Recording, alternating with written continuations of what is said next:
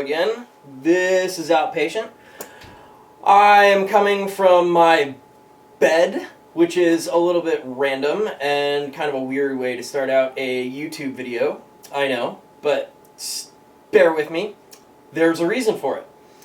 So I wanted to talk about sleeping habits. And I know sleeping habits with an ostomy may or may not have ever been talked about, and it's something that I didn't necessarily think about at first when I first got my ostomy, but now I look at it and I think, well, hey, so there might be ways of sleeping that will get my wafer to last a little bit longer, as well as to maybe prevent blowouts while you're sleeping, which, again, has happened to me.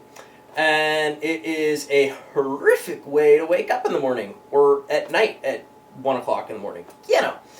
But anyways, so, going off on that, sleeping habits. I know that they're really difficult to change, and for me, it took a lot of training and practice, I guess you could say, because I have always been, actually, in fact, when I first got my ostomy, I always slept on my stomach. And now I can't do that because I'd be laying on my ostomy, and then if it were to fill up, I'd be laying on it. The stool would have nowhere to go but out through the wafer, and that happened to me a few times when I first got my ostomy, and again, just a horrible way to wake up. But I learned to sleep on my sides, and my back occasionally, not generally speaking, but I do sleep on my back every once in a while. But for the most part, I will sleep on my sides. And I actually started generally sleeping on my left side, like so. And the problem with this is, well, you can't really see, but with your bag and your wafer, if your ostomy is on the left side, and you're laying on your right side, it gives the bag a little bit more length to fill up, and then it's not sitting directly on your wafer, and it will drain down, so it's not sitting on the wafer. So I kind of gave that some thought and started sleeping on my right side. And again, it took a little bit of practice to get to the point where I was comfortable sleeping on my right side.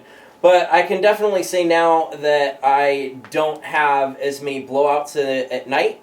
And that's not to say that there are other reasons. I mean, it could just be luck, random chance, coincidence.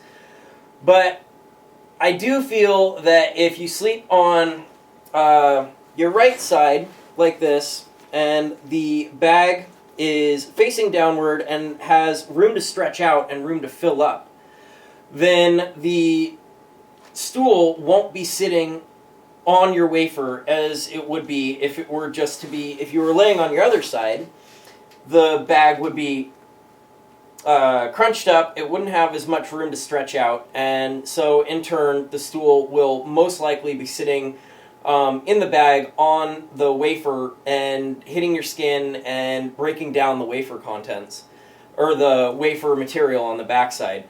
So in that, I think it can increase likelihood of having blowouts while you're sleeping, and also in day-to-day activity, because if the wafer breaks down at night and you haven't fully realized it, or it's not time to change your bag or wafer yet, and you're out, and then you have a blowout, it can lead to bad problems.